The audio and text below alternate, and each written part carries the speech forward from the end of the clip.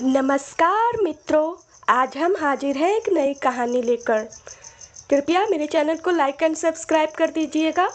बहुत समय पहले की बात है, किसी गांव में एक किसान रहता था। उस किसान की एक बहुत ही सुंदर बेटी थी। दुर्भाग्यवश गांव के जमींदार से उसने बहुत सारा धन उधार लिया हुआ था। जमींदार बूढ़ा और कुरूप था। किसान की सुंदर बेटी को देखकर उसने सोचा, क्यों ना कर्जे के बदले किसान के सामने उसकी बेटी से विवाह का प्रस्ताव रखा जाए। जमींदार किसान के पास गया और उसने कहा, तुम अपनी बेटी का विवाह मेरे साथ कर दो, बदले में मैं तुम्हारा सारा कर्ज माफ कर दूंगा। जमींदार की बात सुनकर किसान और किसान की बेटी के होश उड़ गए।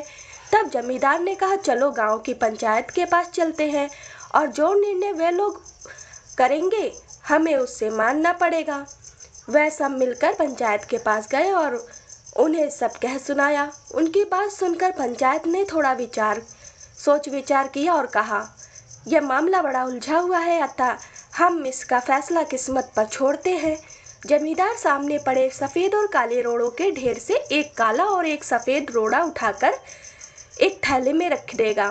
फिर लड़की बिना देखे उस थैले से एक रोड़ा उठाएगी और उस आधार पर उसके पास 3 विकल्प होंगे।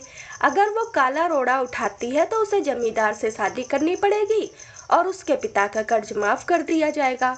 अगर वह सफेद पत्थर उठाती है तो उसे जमींदार से शादी नहीं करनी पड़ेगी और उसके पिता का कर्ज भी माफ कर दिया जाएगा। अगर लड़की पत्थर उठाने से मना करती है तो उसके पिता को जेल भेज दिया जाएगा। पंचायत के आदेश अनुसार जमींदार झुका और उसने 2 रोड़े उठा लिए। जब वो रोड़ा उठा रहा था तो तब तेज आंख वाली किसान की बेटी ने देखा कि उस जमींदार ने दोनों काले रोड़े ही उठाए हैं और उन्हें थैले में डाल दिया। लड़की इस स्थिति से घबराए बिना सोचने लगी कि वो क्या कर सकती है। उसे 3 रास्ते नजर आए। वह रोड़ा उठाने से मना कर दे और अपने पिता को जेल जाने दे, सबको बता दे कि जमींदार दोनों काले पत्थर उठाकर सबको धोखा दे रहा है। वह चुप रहकर काला पत्थर उठा ले और अपने पिता को कर्ज से बचाने के लिए जमींदार से शादी करके अपना जीवन बलिदान कर दे। उसे लगा कि दूसरा तरीका सही है, पर तभी उसे एक और भी अच्छा उपाय सूझा।